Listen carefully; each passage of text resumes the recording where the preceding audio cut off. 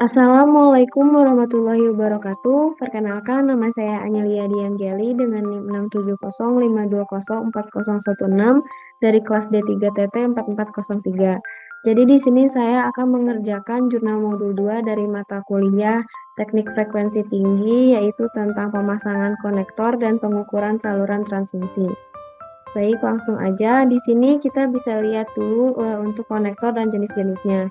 Jadi konektor adalah sebuah konektor atau penghubung yang berfungsi untuk menghubungkan kabel koaksial untuk televisi, radio, dan perangkat sistem komunikasi radio lainnya.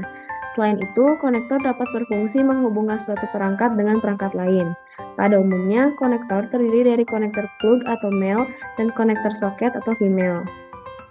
Nah, di sini ada jenis-jenis dari konektor. Yang pertama ada BNC atau Bayonet Nail Concealment, yaitu konektor jenis umum RF yang dirancang khusus untuk kabel koaksial yang digunakan pada frekuensi tinggi.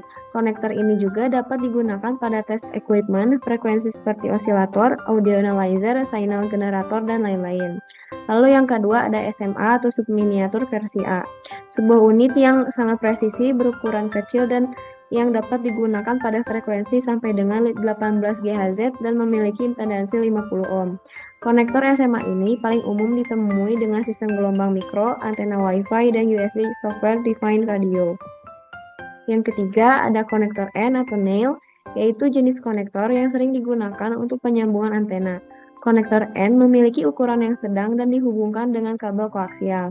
Konektor ini dapat dipakai sampai 18 GHz dan sangat umum dipakai untuk aplikasi gelombang mikro. Yang keempat ada BMA atau dapat diaplikasikan pada sistem komunikasi radio hingga frekuensi 22 GHz. Diimplementasikannya pada blok sistem seperti radar.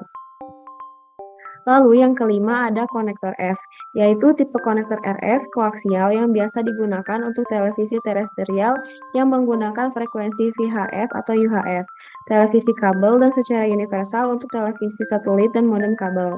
Konektor F memiliki impedansi 75 ohm dan frekuensi lebih dari 1 GHz. Yang keenam ada TNC atau Treated Nail Concealment, yaitu operasi dari konektor ini hingga 0 sampai 11 GHz dan mempunyai impedansi sebesar 50 ohm. Konektor TNC dapat diaplikasikan pada antena, wireless, dan broadband. Yang ketujuh ada SMB atau subminiatur versi B, yaitu konektor SMB memiliki ukuran yang lebih kecil dari SMA konektor. Konektor SMB dapat beroperasi sampai dengan 4 GHz dan dapat dikonfigurasi pada 50 ohm dan 75 ohm, serta implementasi pada konektor ini yaitu base station, GPS, antena, dan radio board. Yang kedelapan yaitu ada Ampen Coaxial Connector. EMC konektor berimpedansi sebesar 50 ohm dan bekerja hingga 6 GHz. Pada konektor ini dapat diaplikasikan pada WLAN, Bluetooth, GPS, dan notebook komputer. Lalu ada pengertian dari adaptor konektor, yaitu sebuah konektor adaptor yang bertujuan untuk menyambungkan saluran transmisi dengan konektor yang berbeda.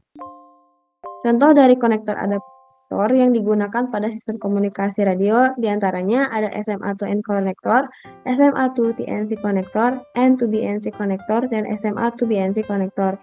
Ini keempat ini ada contoh gambarnya kurang lebihnya seperti ini. Lalu ada kabel koaksial atau penjelasan dari kabel koaksial ini sendiri. Kabel koaksial dapat didefinisikan sebagai sarana penyalur atau pengalir hantar transmitter yang bertugas menyalurkan setiap informasi yang telah diubah menjadi sinyal-sinyal listrik. Kabel koaksial mempunyai karakteristik yaitu menggunakan dua buah konduktor dengan pusat berupa inti kawat padat yang dilingkupi oleh sekat yang kemudian dililit lagi oleh kawat berselaput konduktor. Nah, di sini ada penjelasan dari lapisan-lapisan kabel koaksial. Yang pertama ada kabel tembaga atau center core yang berfungsi sebagai media konduktor listrik.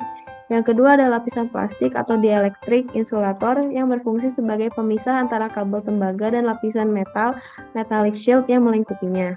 Yang ketiga ada lapisan metal atau metallic shield yang berfungsi sebagai pelindung terhadap gangguan interferensi elektromagnetik yang berasal dari sekeliling kabel. Dan yang terakhir yaitu yang paling luar yaitu lapisan plastik atau plastik jaket yang berfungsi sebagai pelindung bagian terluar dari kabel itu tersendiri. Jenis-jenis dari kabel koaksial. Yang pertama ada thick koaksial kabel atau kabel koaksial yang tebal. Kabel koaksial tebal ini dikenal juga sebagai thicknet 10 base 5 yang membawa sinyal Ethernet. Angka 5 pada nama 10-5 ini mengacu pada panjang segmen maksimal 500 meter. Jenis kabel koaksial yang tebal ini mempunyai karakteristik sebesar 50 ohm yang dapat digunakan pada jaringan lokal area network atau LAN atau LAN. Lalu yang kedua ada thin koaksial kabel atau kabel koaksial yang tipis. Kabel koaksial tipis ini dikenal sebagai Thin-Net 10-2 yang membawa sinyal Ethernet. Angka 2 pada nama 10-2 ini mengacu pada panjang untuk segmen maksimal 200 meter. Jenis kabel koaksial ini memiliki karakteristik sebesar 50 ohm juga. Jenis kabel koaksial ini biasanya digunakan sebagai perangkat jaringan yang memenuhi standar IEE 802,3 10-2 di mana setiap perangkat atau device dihubungkan ke BNC T-connector. Lalu ada pengertian dari side master, kalibrasi, dan kabel loss. Untuk yang side master adalah alat pengukur yang berfungsi untuk mengukur nilai kerusakan dan nilai pelemahan pada sistem saluran transmisi pemancar frekuensi seperti antena dan konektor. Yang kedua ada kalibrasi, yaitu kegiatan yang dapat membantu dalam menentukan kebenaran nilai dari hasil pengukuran pada suatu alat ukur dengan cara membandingkan terhadap suatu standar ukur. Dan yang terakhir ada cable loss atau international loss total pada sistem kabel transmisi. Kabel loss mencakup penyisipan loss pada kabel transmisi, kabel jumper, konektor, dan pelindung petir. Perhitungan loss kabel dilakukan untuk mengetahui nilai dari total loss yang ada pada jaringan kabel koaksial tersebut.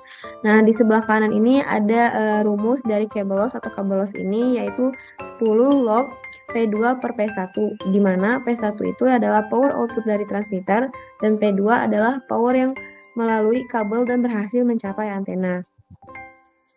Baik, mungkin cukup sekian untuk penjelasan dari jurnal modul 2 TFT kali ini.